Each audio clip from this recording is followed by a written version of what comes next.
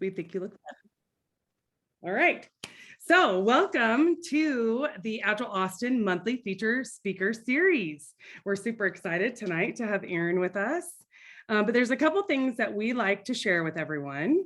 And so if I can maneuver properly, which I like to think I can. Yes, I can. Share. There's Erin. But here's the slide. Erin, can you turn on the transcription real quick? Oh, someone was asking for a transcription. Yeah, I don't, can someone tell me where do I do that? I cannot because I was looking for it. So I kind of was hoping you magically knew how. I do not know how. Does Hold on. anybody You else keep know talking and I'll try looking. Yeah, if anybody knows how to do that, please let me know. Is it under? I don't. No, I know, Mike. I know it does have transcription because I've seen it on others. Darn. I'll go read the help real quick, Carrie. Okay. Thanks, Erin. All right. Okay. So, can everyone see my slides? All right. Good. Okay. Well, so we're going to try that again. And so welcome to the Agile Austin monthly feature speaker series. We are super excited tonight to have Erin Randall. And before we kick it off, I would like to share just a little bit about Agile Austin with you, and especially for those who are new and maybe haven't seen these slides before. So I'm going to move them. I'm now learning that I'd like to have them in front of me instead of over on the side. So you have to have a side view of me. All right, here we go. Let's make it happen. Our mission at Agile Austin is that we like to connect people and foster professional growth through collaborative events such as these, which educate our community on uncovering better ways to deliver value through the Agile values, principles, and practices. We are a 501(c)(6) nonprofit organization. Carrie, the screen is black. Oh. Yeah. We're going to stop the sharing and we're going to try it again. Carrie, while you're there, I'm going to DM you the instructions I found, and it looks like it's. Oh. It looks like it's a what? You muted. Oh, me? There you are. Now you're back. Okay. Well, this is just yeah. Okay, you're DMing me and I'm going to find it. And okay, well, I'm going to look at that in a minute, but I'm going to hang out here. I'll read that when we're on break. So I will get to reading that once we get going, if that's all right. All right. Okay, let's try this again and just see if we do better. Can you see my screen now? Yes. Okay. So I read for you our mission. We are a nonprofit organization. We have 6 awesome members for the board this year. I like to say that because I'm on it. Okay. Max Akezi is our president. We have Steve Martin, myself, Leland, Adam, and Scott. If you see any of us at SIGs or meetings, please say hi. And if you have any feedback about Agile Austin in general, or how things are running, or something that you'd love to see happen, please don't hesitate to reach out to us, board@agileaustin.org. We do actually respond. Whoop. All right, now this is a lot of text on a slide, but the main takeaway for all of you to know is that here at Agile Austin, we are really excited about the number of monthly, we call them special interest groups. So you'll often see SIGs. We have an Agile coaching, Agile at Scale, book club leaders, Scrum Master, right along with our monthly featured speaker series. So we're really excited about the ways in which we collaborate with our community and the ways in which we engage and get to learn together.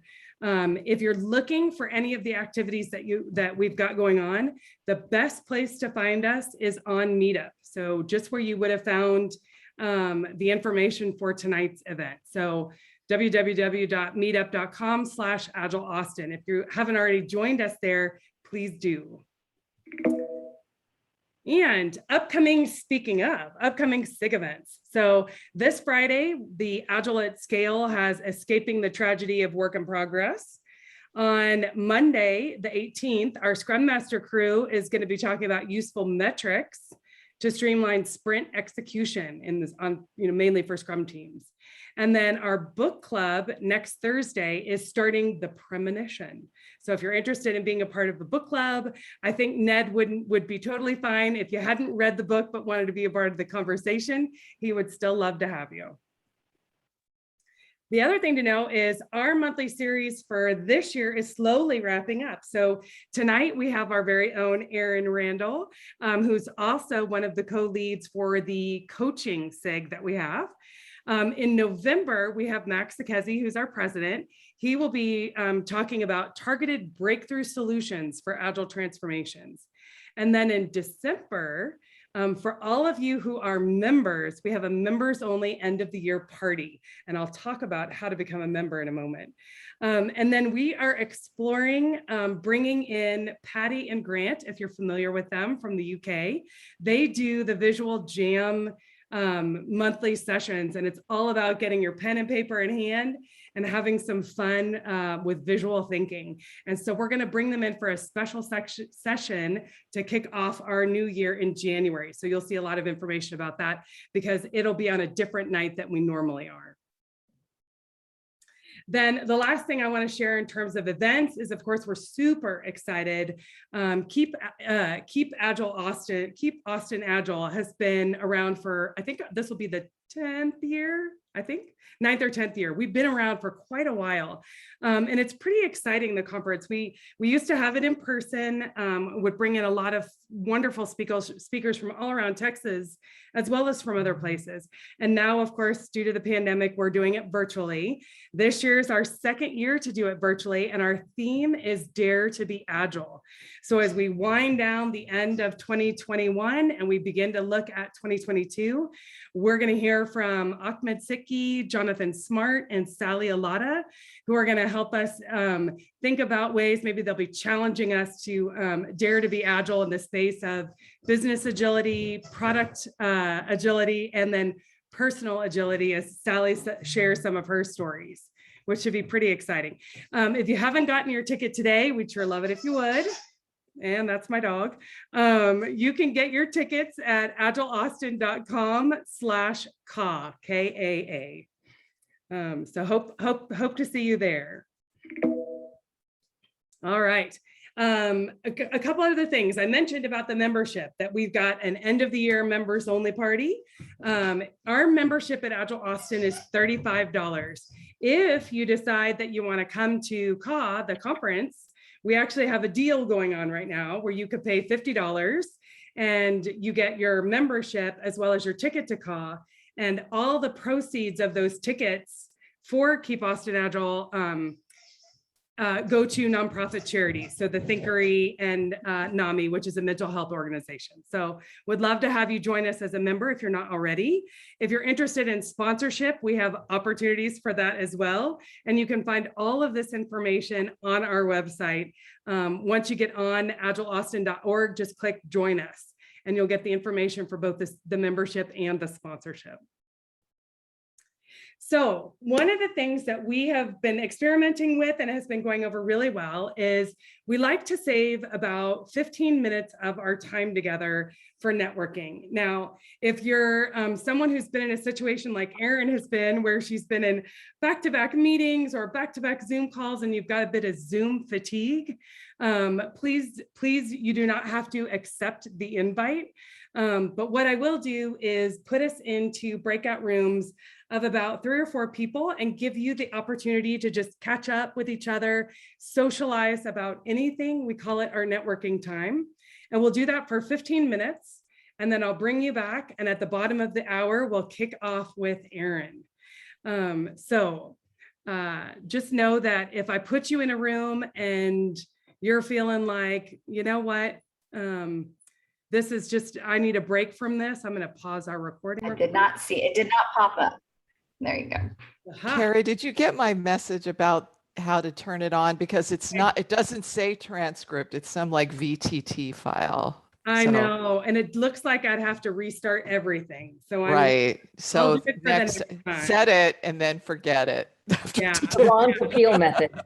Exactly. Thank you, Cynthia. I appreciate it. today. Okay, so we're gonna take two, which is our theme for tonight. So taking two, we are so excited to have Erin joining us tonight to talk about hiding in plain sight and metaphors. I am super excited because Erin is my dear friend, and a couple things that I want to share about her is that I feel like Erin is well, she hinted at this at the beginning of our call today. Erin is either out there engaged with teams now in person, or she's out there engaged in the community, whether it is giving back through meetups or speaking at conferences. Erin is a consummate learner. She is always discovering new things and is always so open and willing to share them with others, which I love. She really is on that true learning journey and is enriching the lives of all of those that she touches, including those of us who are her friends. And so I am super excited to introduce Miss Erin Randall.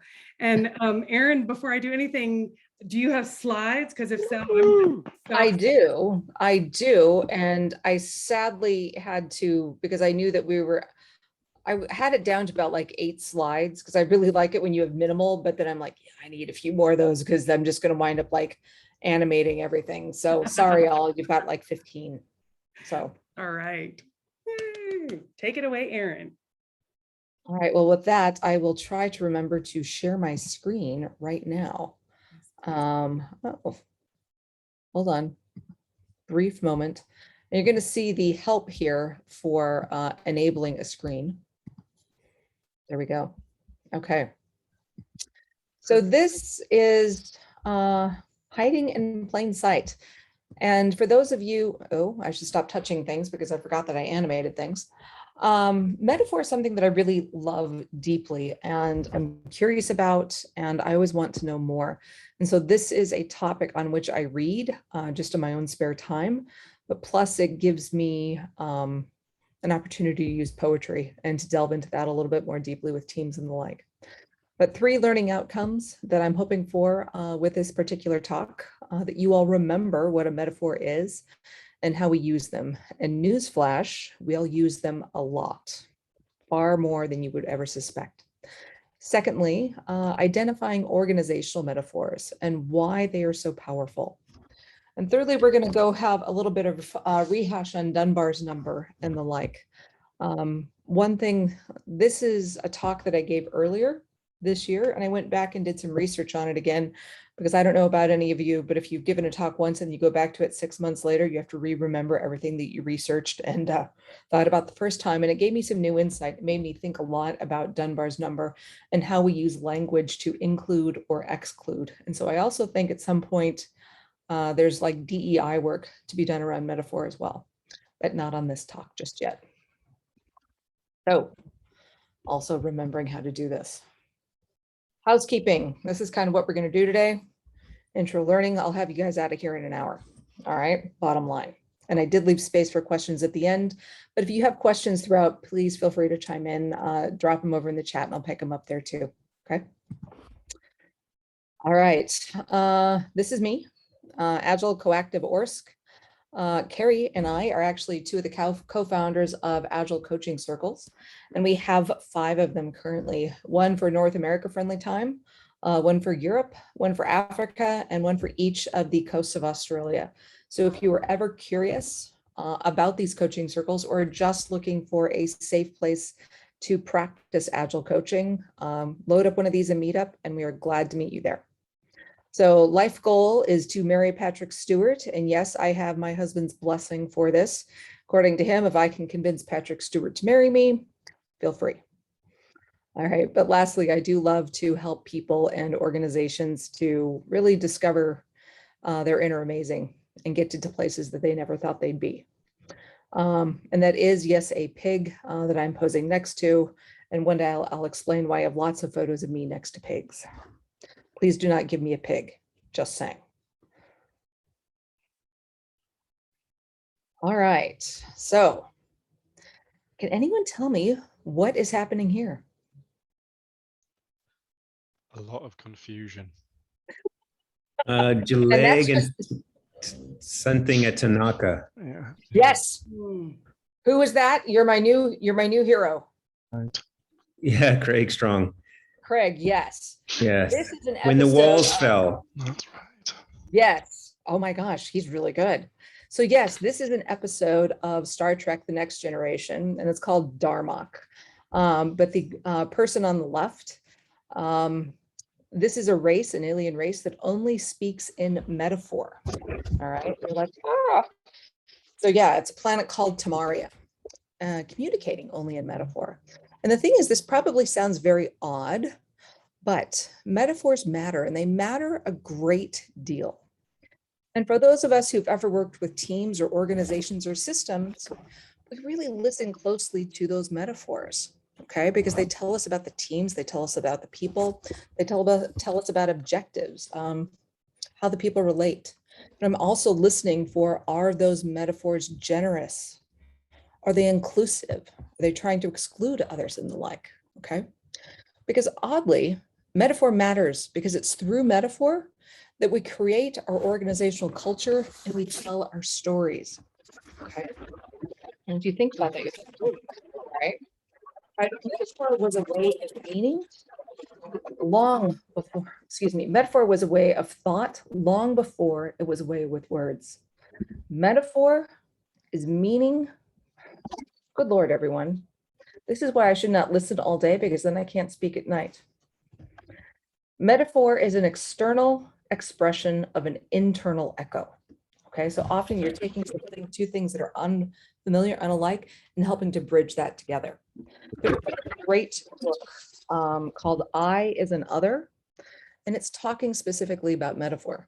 Can anyone tell me how often the average person uses metaphor in a sentence? Or excuse me, in a minute? How many times do we use metaphor each minute? 10, 15. You're an overachiever, Mike, but we already knew that. Well, I don't know about that. But how do we count mixed metaphors? Do they count as one or two? Well, bonus there, Sheila. Yes. Okay, but the average person, we talk about this, average person uses metaphor 4 to 6 times every single minute. Okay, about every 25 words. Okay. How does this land with people? How do you feel when you hear this statistic? Spring's like, Yeah, I can relate. how so? What calls out I- to you about that? I guess I'm a very inner feeling type person. Mhm. And so I actually feel myself doing it a lot with the Mhm. teams that I work with and coach. How has that impacted your work with those teams then? Um, That you do bring metaphor in. I try to go, you were talking about being inclusive. Is it being non-inclusive? I try to really gain insight from the team on where, Mhm. what intrigues them, what drives them. And so one of my teams I currently work with, all of them are very much into Star Wars. And Mhm. so we have a tendency to relate a lot of things to Yoda wisdom and other metaphoric type. And things. because it feels like Star Wars is part of your culture, you've used that to build a whole, language together and the like. And everyone, I And apologize sometimes that it it is doesn't so, sometimes they fall flat. I apologize that it is so dark here. I don't have my usual kit of lights and everything with me. I couldn't get it all on his carry-on. So I'm gonna be literally in the dark here because I'm so much further north. The sun's gonna go down and it's gonna get real dark here. So I apologize and the like. How many people actually remember what metaphor is? And I want that to come up. Okay. Remember, people are probably thinking it's like a simile uses like, where a metaphor uses is. Okay, so think of it this way. A metaphor is a figure of speech that makes an implicit implied, or hidden comparison between two things that are unrelated, but which share some common characteristics. In other words, a resemblance of two contradictory or different objects is made based on a single or some common characteristics. So if you think about Bob Dylan saying, chaos is a friend of mine. What's that? Okay, chaos, friendship, two unalike, but bridging them there. Another example, who can come up with one? I'm looking at you, Spring, because you're Miss Star Wars over there.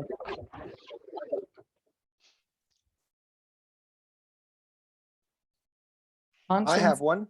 Yes, Don't throw the baby out with the bathwater. okay. Right. Life Conscience is like a box of chocolates. Finn's This, favorite movie. Yes. this sprint is flying by. Uh-huh, exactly. And we're going to look at some of those different ones because we're going to look at Morgan's work here in just a little bit. Okay. How does this help you I spoke over someone. Please go Yes, ahead.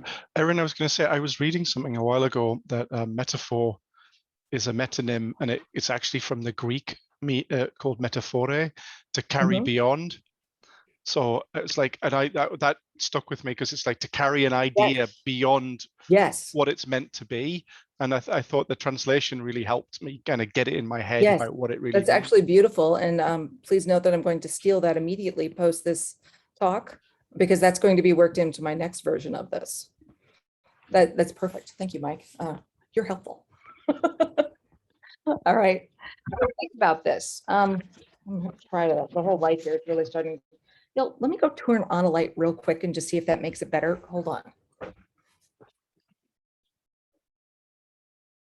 Who's got the next Or, part? or hold your horses, so to speak. What? Or hold your horse. Hold your horses. Mm, Sid's in the masterclass version of this. there we go.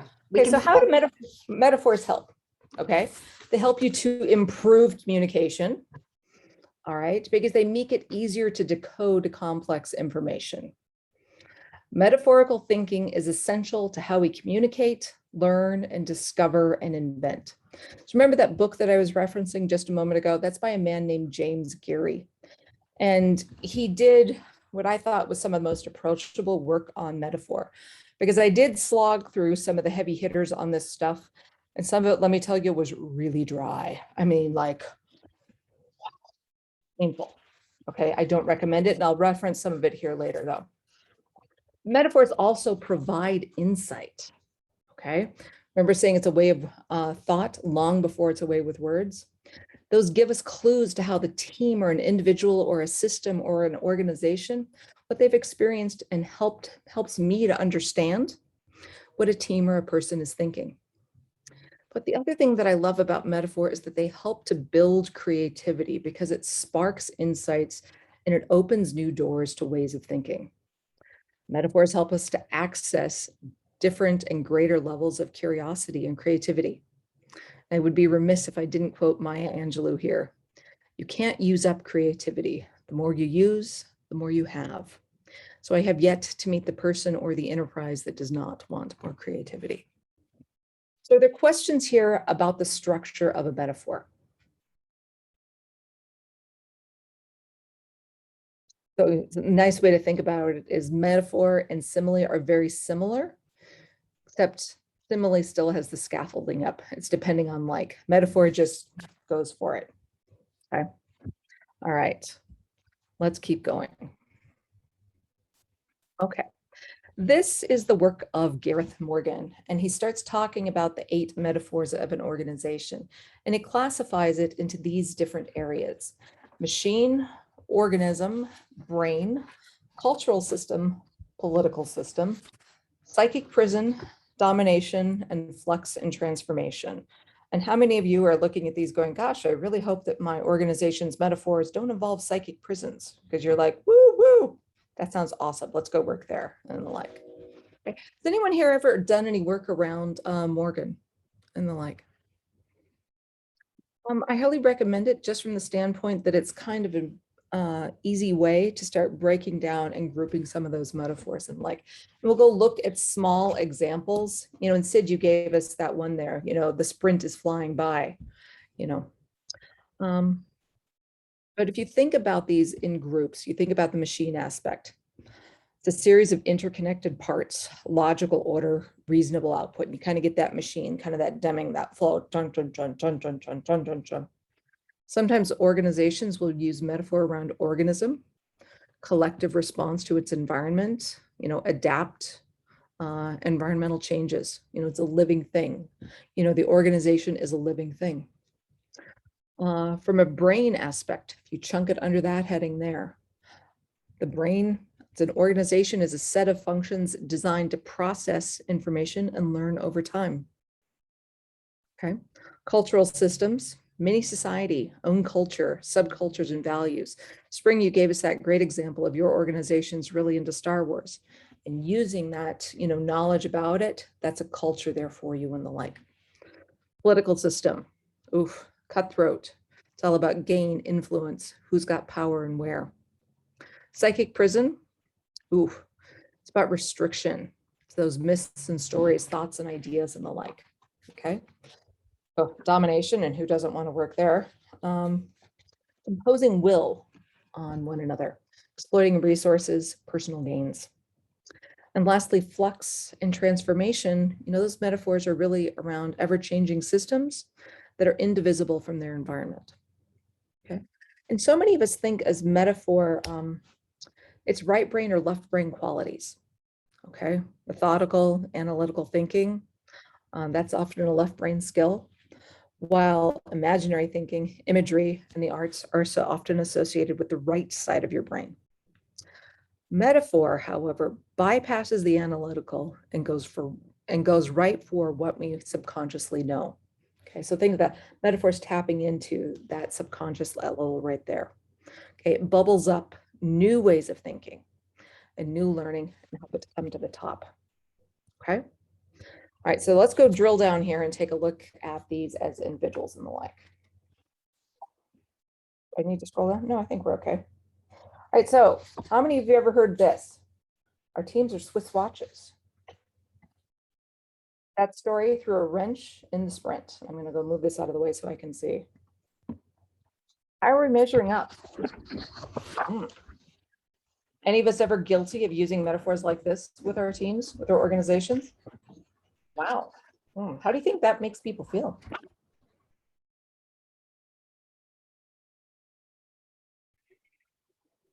Anyone? Like a machine. Yeah, I get like, yeah, Not like a person. As long as it's Robot. in a negative manner, I mean, it could be a positive thing. Our teams are Swiss watches. That's a positive to me. You're saying that it's well defined and works without problem. You're highlighting, Brian, right there, the importance of tone and body language and how it could be used there to really shift a metaphor. Mhm. Okay. Like you said, well, our teams, they're just robots. They just get stuff done. Okay. You're like, well, that's lost a little bit of its, you know, humanity there, a little bit of its softness, but it's like, wow, you know, this release went out like a Swiss watch. Okay. Swiss train system. Yeah. Well, even if you're saying the story threw a wrench in the sprint, you're saying the story, not the team, not an individual. You're focusing on fixing things. You're not focusing on assigning blame. Right. Where the blame is on the story itself. Right. Or just being honest. Wow, that, you know, Bruce there. These, what I'm pointing out are these types of metaphors that you're seeing on the right. These are indicative of a culture at a company and the like. Okay, so it's nothing, there's anything wrong with them or anything right with them. They're just examples. Okay. So organization as a machine, these types of metaphor can be hugely helpful when there's a straightforward task, a stable environment, focus on precision. Where they can fall down or they can fail is when the employees sense or crave a sense of purpose and human agency. Okay, so if you're so focused on the machine, you forget the person behind that and the like. So you want to be mindful of that. Okay, does that make sense? And Carrie, I'm gonna like depend on you, just like if things are coming up over in the chat to alert me, because I don't have the chat function. Absolutely. Actually. Absolutely. You We're bet. good? Okay. All right, so let's go look at machines as organisms real quick. All right. People who see organizations as organisms are concerned with the environment surrounding that organization, how best to fit into that environment. They see changes to the environment as forces and factors that they need to respond to. Okay, so we're just one big happy family. Oh. Software development is a life cycle. Remember those days, SDLC? What's our backup?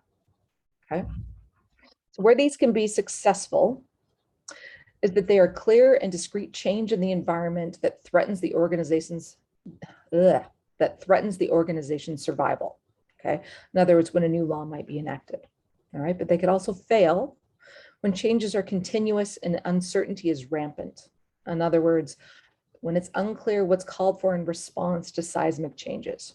All right, so when you've got an organization that is in such a state of flux, and it's always in a state of flux, the organism is like, oh, how am I going to survive this? Okay. All right. Is the brain. What does your gut tell you about that? Our wiki is the brain of the entire company. And let me tell you, I have actually been at companies where that is true. We do regular checkups to ensure our health, to ensure our team health. And I think that I personally have said some of these and the like. So these can be really successful when an environment is rife with unknowns, but relatively stable, so that the learnings are still relevant over time.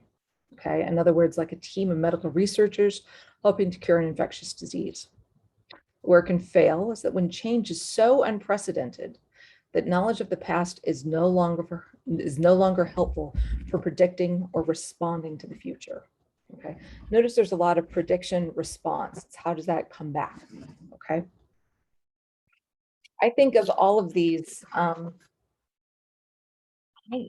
Actually, I don't know which ones I tend to more, but I think I go more towards brain-based metaphors. I think that's where I probably feel most comfortable, but I'm not positive. I'd be really curious to have someone on the outside in to come take a look at those and like, Brian, you have to hold up the cute dog if you're going to hold the dog. We're a dog-friendly crew here. Oh, Yeah, I could hear her causing trouble in the other room, so I had my wife bring her to me. She's trying to cook dinner, and I was like, okay, but I need help. And I was like, I'm right here. I got this. Yeah. What's her name? Phoebe from Friends. Oh, which explains your whole backdrop. There you There go. we go. There we go. Oh. There's a whole metaphor. having fun at the Central Perk. Mm. All right, organizations as cultural systems. This is part of our story, our myth, how we came to be. That employee just wasn't us, if you know what I mean. Okay, and really think about that. What's starting to happen there but exclusion? Okay. How can we wedge that in? Verbs are such powerful ways to also bring a metaphor along for the ride there.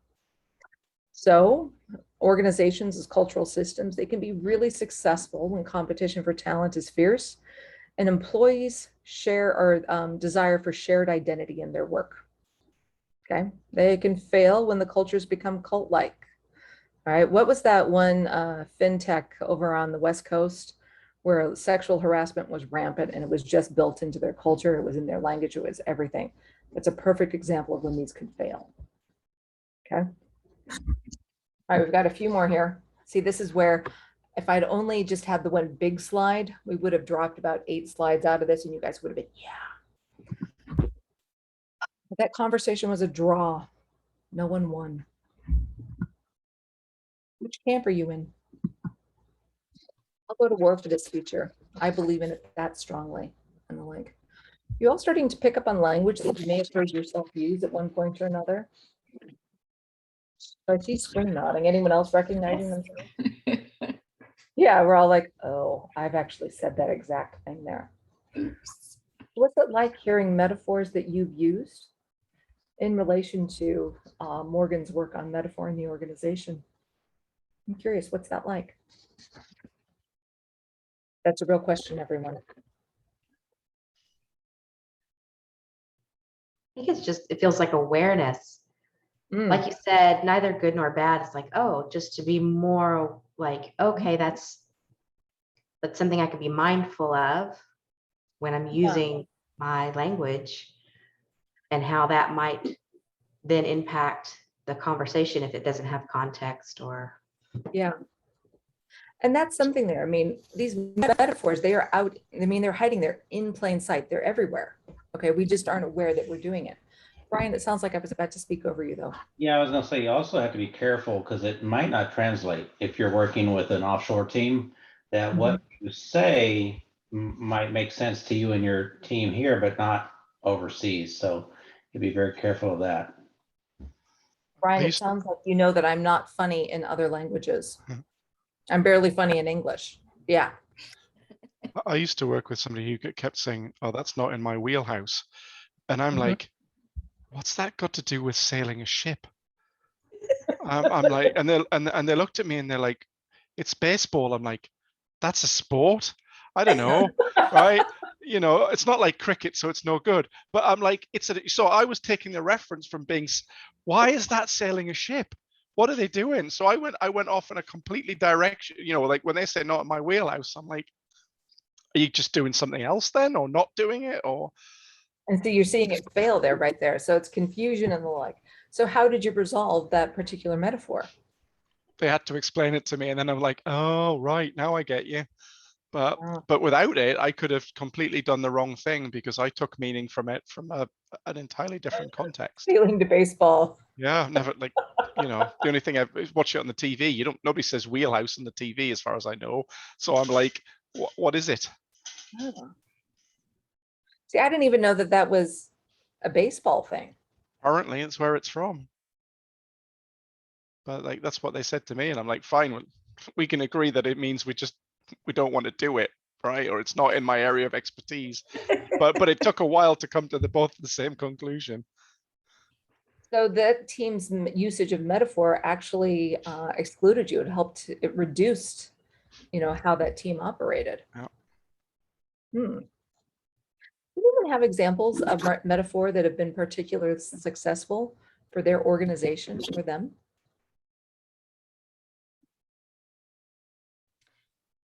And I love how the minute we start trying to be mindful and specific about metaphor, we're all like, Well, I mean, having Yeah, lived in Portland for great. many, oh, sorry, can you hear No, me? you're fine. You're Okay. fine. Go ahead.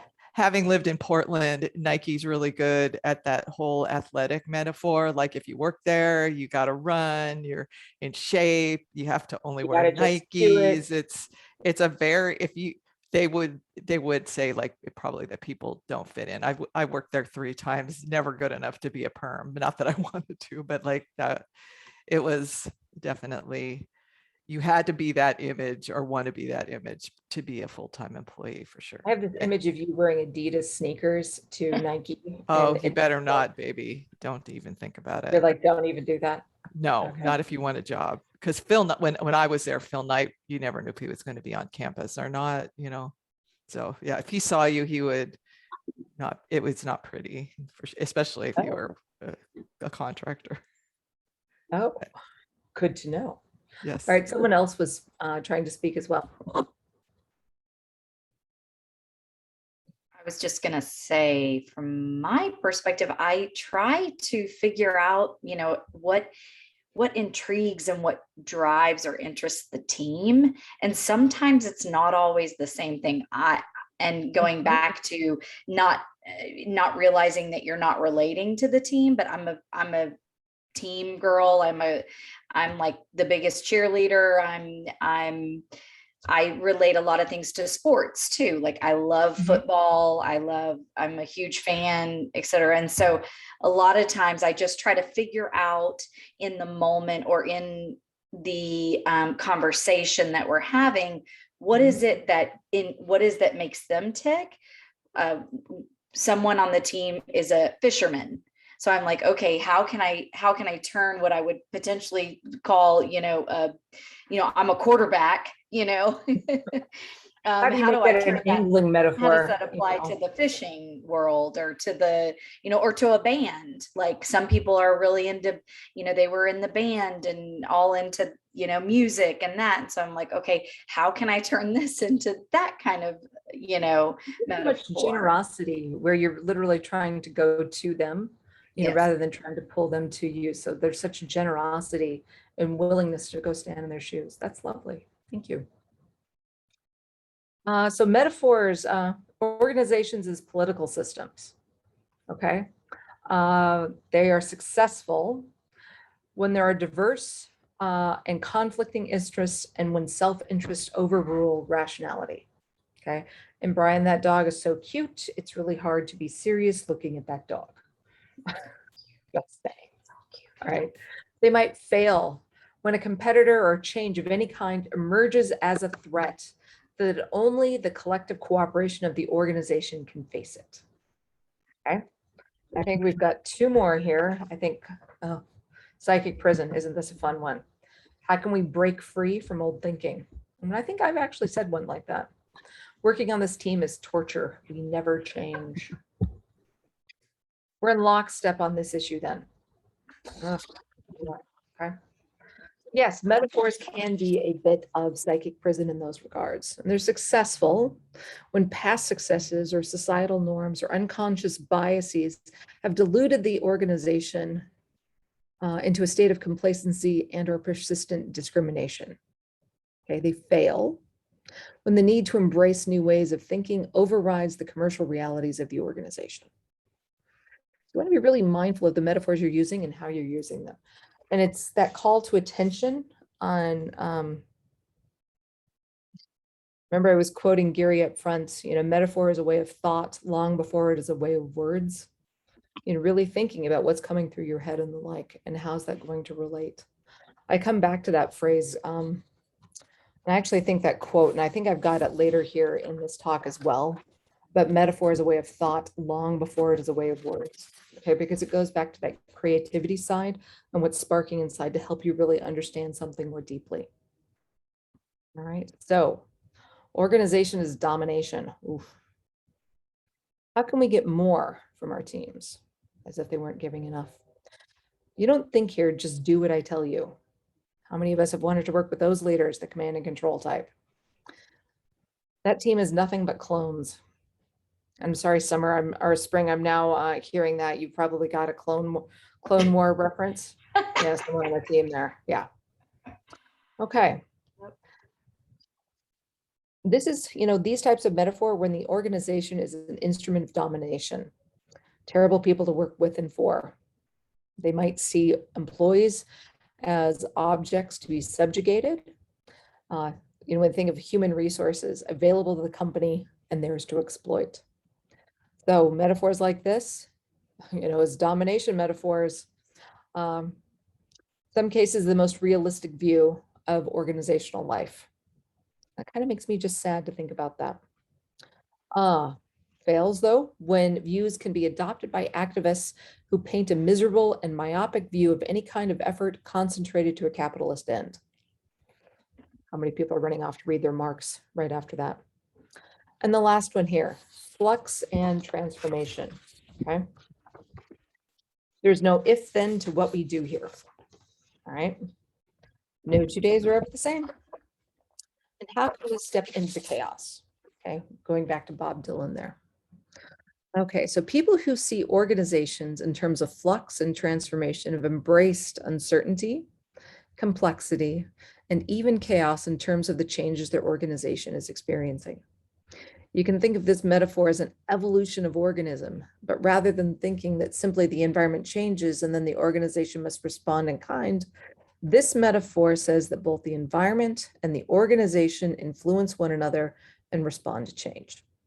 Okay, so successful when there is continuous and complex change, when cause and effect no longer make neat sense.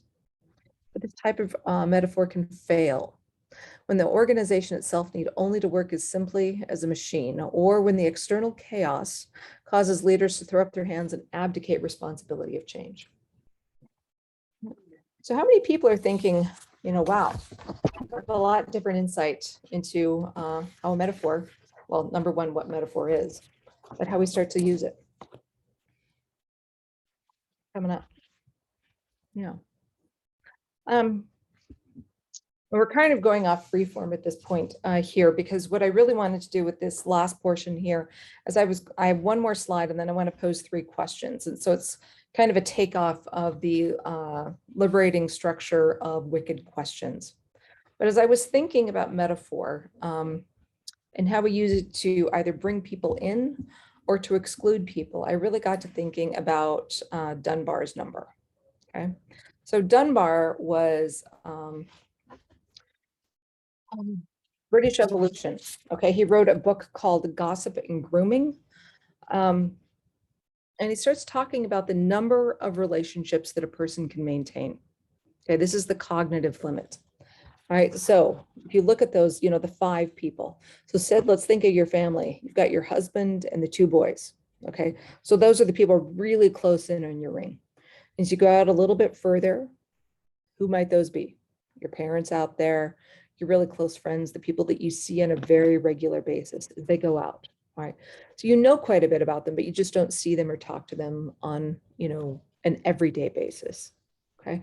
And the further those rings go out, the more tenuous those relationships become. Okay. Just because you don't have proximity and the like. Okay. And so Dunbar, he came up with kind of the number about 150, which is really the cognitive limit to maintain stable social relationships. Okay, so anyone ever heard of Dunbar's number before I go into a deep dive on here? Mike's nodding. Mike's nodding, Sid's nodding. Max is, he's like a little shaky on it and the like. Dunbar postulates that part of the reason that language may have come into play is it was a way to help tribes determine who was in and who was out. Okay, who was in and who was out. So if you're speaking the same language, you're using the same metaphor, if you're talking the same way that I do, oh, well, then you must be in. Therefore, you're closer in on those relationships. I know you, I can trust you and the like. Okay. If you're not using that same language, the further out you are, oh, your amount of trust decreases and the like. So what does this mean for us in, you know, the modern organization? How might Dunbar's number come into play there? And that's a real question. I mean, the first word that comes to my mind is scale. When you're thinking about like what you want to do, when you're thinking about like your communities and your pockets of people, you got like that number, like when do you know you need to scale something, or like how do you want to, I don't know, that's what I thought about. Could be that it's because I work in a really big organization where I can't possibly know everybody. Or you're always trying to scale? Yeah. Yeah. Or also thinking reverse of that, in most effective groupings or teams are smaller, right? Look at things small, you know, in more smaller chunks, teams, work, etc. Because you can't possibly, you can't boil the ocean. No. So no. Yeah. So it wasn't until I'd gone back and revisited this whole talk that I started thinking about the connection between metaphor and Dunbar here, you know, with that aspect of who's in and who's out. And, you know, all of us kind of know, like Max would be a perfect example of someone who has a very high Dunbar number. Let's be honest, Max, that's true. Don't jump to conclusions about people, you know. But does anyone think I might be jumping to a conclusion there? Or no? No. Max, you do. Your social network. Max has a huge network. Yeah. But 150 relationships, 150 relationships. I suppose, what does a relationship entail? But how often you communicate with the relationship. Right. But anyway, remember, that's another story. I mean, it's more tenuous. The further out, you know, the more that number increases, the more tenuous that relationship is. Okay, so 150, you're not seeing those people every day. You're just going to see them every so often. Remember their dog's name, their, you know, children's name, and that, hey, you know, you're over it somewhere and the like. But in Max's example, how does that Dunbar number work in reverse? So Max may not know, but the 150 people, but the 500 people know him. So how do you, and they're all put him in his in their 150 realm, right? That just means for an awkward Christmas card list. Yeah, where Max is like, I don't know who to send. Yeah. No, but I think, Brian, you raise an interesting point. There are times we've, had people who think we're closer in on their circle than we, think that they are on our own. And that just means clear, communication, empathy, and, clear is kind, unclear is unkind and the like. But I guess, and I haven't really fleshed out my thinking on this, but I do think there's something there around metaphor and DEI work and kind of that Dunbar aspect. I think there might be something there that I'm hoping at some point someone else picks up on. How can we use our language to, diversity, equity, inclusion? How do we use our language to help balance that playing field? As I lean into metaphor right there. There is a man, I think it's supposed, oh, it didn't come up. Wait, oh, there it is. So there's some, where did it go? Where did it go? Some competing research is from Bernard Kilworth, and they're saying the number is 231. And I gotta be honest, y'all, I don't know that I have 231 relationships. But I just want to just throw that out there on the other side of that and the like. I think it's way too exact too. I know 231. Right. It's not, why? It would have been better as like a pie. They had it out to an infinite number of decimal points there and the like. So maybe he's saying you have 231 friends on Facebook. For the most part, though, I mean, Facebook is a great example of, do you have relationships with those people, or is it just, a one-way blast? Yeah. Would they understand your metaphors? I mean, would it be a successful use of metaphor? Would they get your in-jokes? Right. And maybe I did have a relationship at some point in my life with them, but it's probably not active now. Right.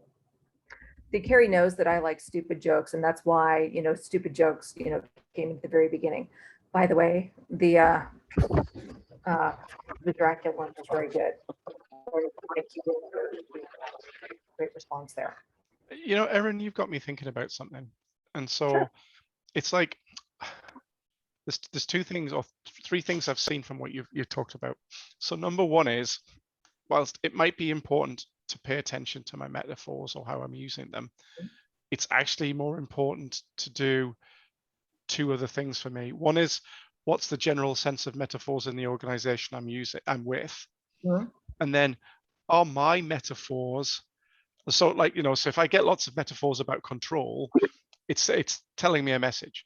But it also means is that my metaphors about chaos and randomness, because that's me, might not be sinking in, but actually might be causing resistance as a coach, because they either don't get them or see them as weak. Right. And so that's given me something to think about what, I read an article years ago about a hospital where the CEO of the hospital changed all the languages in the meetings. Like, we're not having a war room, we're a hospital, right? We'll call it the operating room or something, because all of their language is about fighting. And he's like, we're supposed to be healing people. Our language should not be about fighting. That is a great example. Yeah, I'll see if I can find it for you sometime. But I think that's helped me think about, what am I feeling around me? And then how does that make me feel comfortable or uncomfortable? And then how, what do I do with that? And how do you help, how do you hold up a mirror for that organization to be like, hey, these are the metaphors that I'm seeing and hearing on a daily basis, in casual use from, a leader as she is talking to an organization as a whole. What is that saying about us? Okay, being able to hold that up, because sometimes, you might want to be very mindful and specific about using opposing metaphors or metaphors that, don't, because you're trying to shift the organization as a whole. But it's being mindful of what that is, of what that metaphor is and what you want it to do. And being able to say, hey, I'm specifically calling on this metaphor so that I can either fit in or to mirror or to challenge and the like, and knowing when to use them and how. Okay. And I think that's what I was trying to do kind of ham-handedly with those, 8 organizational types, is to even bring that to the forefront so that you're very mindful and specific about language, because language, it does matters greatly. Okay. So this is kind of the wicked question aspect of this. And no, this is not a true liberating structure, and that I've kind of come up with 3 big questions here. But my hope here is that we can read through these 3 questions, and then I was going to have you all vote over in the chat about which one of them we wanted to really dig into here as a group. And so it's more of a group discussion rather than me yapping, because believe it or not, my voice and everything about me is tired today. Okay, so question 1. What is the story that your organization tells itself? And how is it different from or the same as the story it tells its customers? Option 2, how do our metaphors and stories exclude others? And what are you aware of now that you previously were not? Or option 3, organizations are systems that must adapt and grow. And if they do not, they will wither and die. How can metaphors help our organizations to open? So over in the chat, if you would put either 1, 2, or 3, but don't press enter yet. Carrie and I will try to do a very quick rough average. And I mean very quick. Alternatively, you could just do the poll that I set up really quickly, Do it as quick. Erin teed me right in. So thank you, Erin. There's a poll. Click the poll and pick your question, 1, 2, or 3. I got your back. I know, actually, Carrie and I, Carrie and I have been doing this for a long time together. We take team through these.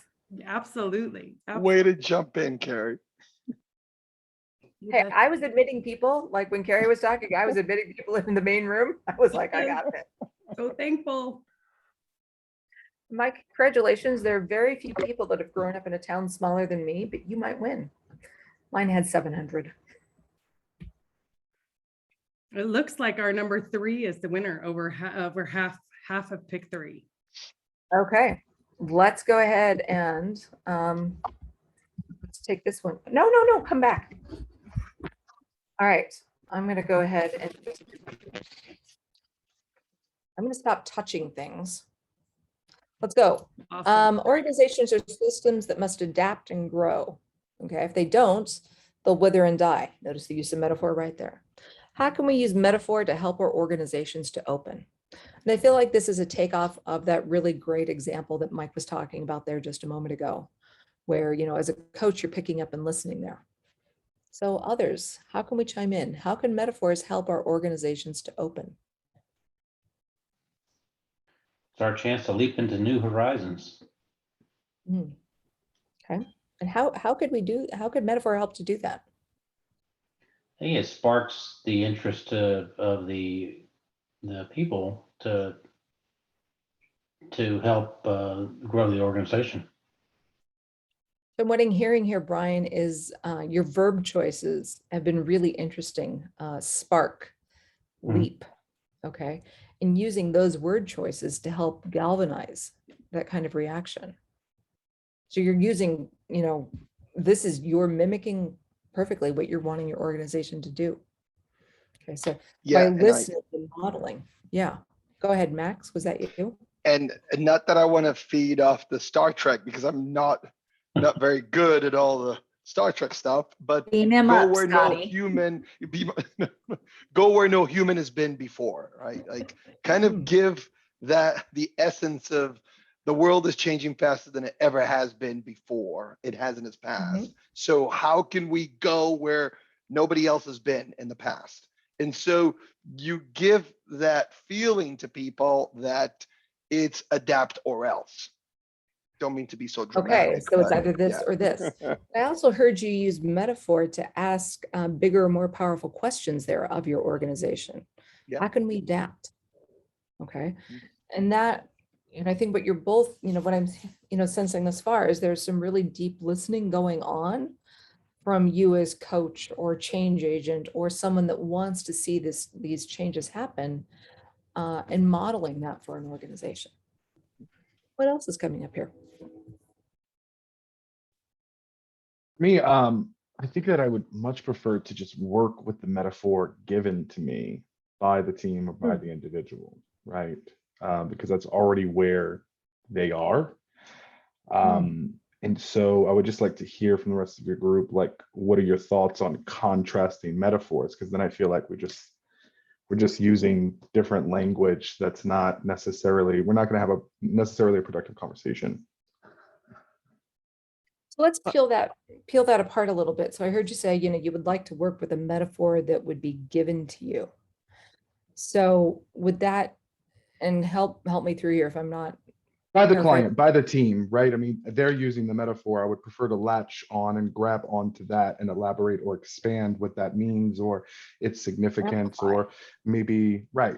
Or maybe there's another team member that feels differently, and then providing some space for that to be opened up into the system rather than kind of projecting a metaphor onto the situation. So you want that organic aspect of your metaphor where it's grown internally and that you help to bring it fully more out. Okay. I think what Chase is saying is that it's really important to listen to what people are saying and then speak in a language that means more to them. The other thing that we didn't talk about with the Dunbar and metaphors is that if we're coaching executives, we need to realize that they're so far removed from like the Scrum team that they don't even understand the language or whatever it is that they're doing. So, I mean, part of bridging that gap so organizations don't wither and die, or it just becomes a complete split between like the people up here. We always say that management doesn't understand me. They don't know what about me. And it's because they can't possibly know the CEO can't possibly know you, or the vice president of engineering or wherever you work can't possibly know who you are. And I think that we need to, as coaches, help them understand that they may not know individual people, but they need to understand what's going on and speak in language that's meaningful to them if they want people to be inspired, right? So it's not what they think is important. Back to what Chase is saying, it's what the people who you want to lead or to change think is important, and speak in a language that is meaningful to them, because we talk at people a lot rather than talking or communicating with people. Didn't you say that when we did what was it that you said, collaboration versus whatever, Erin? Do you know when we had the interview? You said something that was really good, because I say, well, that would, wasn't it? Vivek knows what I said, Cindy. Okay, it was awesome. I remember it so clearly, just like except right now. Except right now. Thank you. I honestly, I have no idea. So what I'm hearing Chase say is that, if we're listening, really, truly listening deeply to that team that are asking metaphor, but then tying in what Cynthia is talking about, amplifying that up so that gives other teams, other parts of leadership, it's a lens or a viewpoint in for the team. It's a way in. Remember, we were talking about metaphor being a way of thought long before it is a way with words. It's really that tie in together. Metaphor is a way of knowing. Yeah, I would offer up, I think something that comes to my mind when Chase was mentioning, hey, if we watch and observe what's going on with the team, like if we're entering into a team that has been together and we're just entering in and joining that team to coach them, there's, I think there's something insightful there to observe and understand the metaphors that they use, so that when we become a part of that, because we're going to enter into that system and our entry into it potentially disrupts a little bit, or at least leads to some type of change. And so the more that we can understand and maybe latch on to their metaphor, then that may help ease in the I don't know what the right word is there, but ease it. But here I'm actually going back to like space flight here, because, you know, if we have, you know, a handle on metaphor, you're actually able to enter the atmosphere of that team. That's Versus if you don't have a hold on to it, you can skip right off and hurtle off into space. Die said alone. so much better. Yes. See, Carrie, the answers are always in Star Trek. They are. Okay. Or flight patterns. All right. Other voices that we haven't heard. Hi, this is Leora Pearson speaking. Yes, I could. Hi, Leora. Video thingy. Hello. So it was really trippy for me listening to the beginning of this presentation, because my brain was getting stuck on different metaphors and random sentences as you were talking, like having ideas bubble up. I was thinking like bath bubbles, because they're everywhere. And I feel like what I've heard so far, a lot of people are talking about consciously wielding metaphor, but as you've highlighted throughout this presentation, people are using it just as part of whatever language they use without thinking about it. And on one hand, thinking of this, there are people with whom I can have a very explicit conversation about metaphors. Like I've literally had conversations with one of my good friends about the machine metaphor and things like technical debt, and where those metaphors fall short. And he also introduced me to the book, The Metaphors We Live By. On the other hand, I've also been sensitive to, on the subject of DE&I and whatnot, that at least in the US, like women are, this is very broad, but not expected to be competitive. Right, that's not how women are described in U.S. media or whatever. And when I look at the documentation language around a lot of the tech community, there's lots of win and team. There can just be one word somewhere in something that's invoking a sports metaphor, something competitive. And so I think of I have different categories for some of the things that were mentioned. Yeah. And so while on one hand, having the explicit awareness is I think good and helpful and very interesting. I forget who the gentleman was who spoke, but I think that metaphor is just one way to be aware of how we communicate and aspects of communication that you can tune into to lead and influence your organization, because a lot of times when you call it, this is very competitive language or something, people just didn't know and they're happy to change it. And it's a language, there's a feedback loop there. Our language guides how we think, and how we think guides our language. It's a beautiful way to put it, and really good. And I think it was that Metaphors We Live By. I think that was one of the books that I read was really dry. Wow, was that dry? That one was painful. So yeah. So everyone, I promised you an hour, and I know that we're right about there. So is there anything that we need to say about metaphor, questions that you might have here?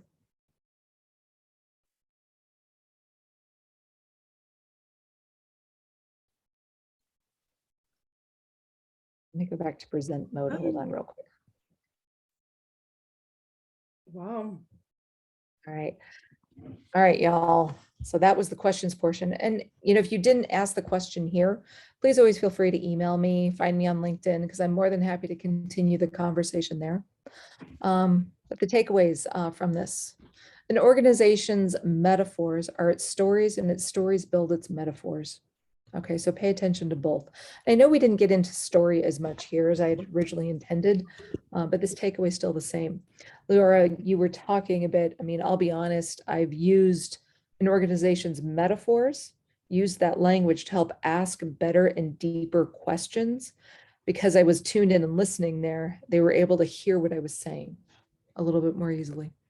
Really listen to the metaphors an organization uses. It gives you a lot of insights, into what's happening there. And ask questions to seek to understand. Okay. All right. I think the only thing left, I was going to give you a list of references. Oh yeah, see, there. Things that I read for this. Yeah. There's a lot. Woo. Okay.